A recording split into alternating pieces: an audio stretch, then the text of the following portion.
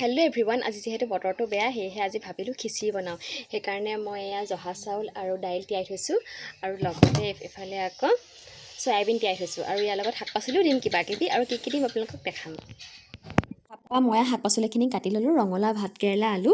তাৰপৰা এই প্ৰেছাৰটো উঠাই দিলোঁ, উঠাই পিনি আকৌ ইয়াত পিঁয়াজ জলকীয়া দি পিনি মা মছলা অকণমান দি দিলোঁ, জিৰা ধনিয়া দি মেলি ধুনীয়াকৈ মছলাখিনি অকণ মাৰি ল'লোঁ। তাৰপৰা ইয়াত চাউল দালি চয়াবিন দি ধুনীয়াকৈ ভাজি ল'লোঁ, ভাজি মেলি হোৱাৰ পাছত শাক পাচলিখিনি দিলোঁ, দি পিনি ধুনীয়াকৈ খিচিৰিখিনি বনালোঁ আৰু খাবলৈ সঁচাকৈ ধুনীয়া হৈছিলে বাৰু।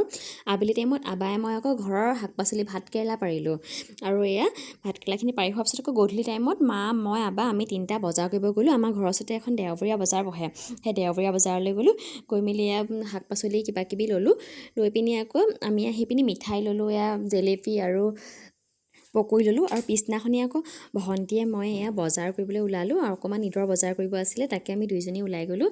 তাৰপৰা এয়া ফাৰ্ষ্ট আমি কাপোৰৰ দোকানত সোমালোঁ আৰু এইবাৰ ইমান বেছি হেভি কাপোৰ লোৱা নাই, ঘৰত পিন্ধিবলৈ নৰ্মেলি কটন কাপোৰ ল'লোঁ।